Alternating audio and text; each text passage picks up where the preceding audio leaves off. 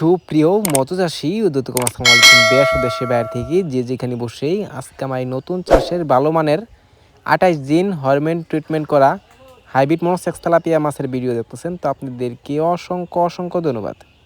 তো চাষি ভাইরা, মূল ভিডিও শুরু করার আগে ছোট্ট একটা রিকোয়েস্ট, ভিডিওটা কেটে দেখবেন না, সম্পূর্ণ ভিডিও দেখবেন, নাইলে বুঝতে পারবেন না হাইব্রিড মনোসেক্স তেলাপিয়া মাছ কীভাবে চাষ করতে হয় আর কিভাবে দেখে শুনে ক্রয় করবেন।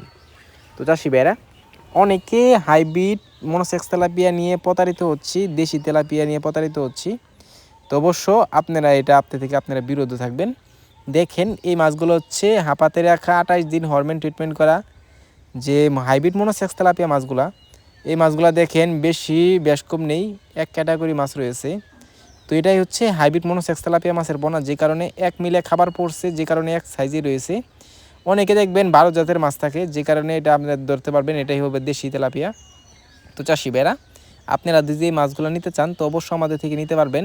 আমরা সর্বনিম্ন 5,000 পর্যন্ত ডেলিভারি দিয়ে থাকি। দেখেন কত সুন্দর লাগতেছে হাইব্রিড মনোসেক্স তেলাপিয়া মাছের পোনা।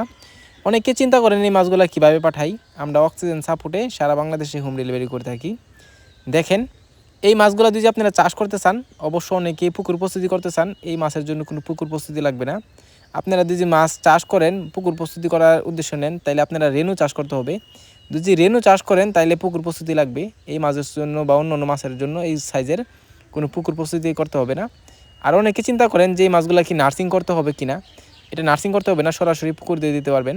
তো চাষি ভাইরা, এই মাছগুলো যদি ক্রয় করতে চান তাহলে আমাদের ভিডিও স্ক্যান নাম্বার, টাইটেল ও ডেসক্রিপশন বক্সে নাম্বার দেওয়া থাকবে।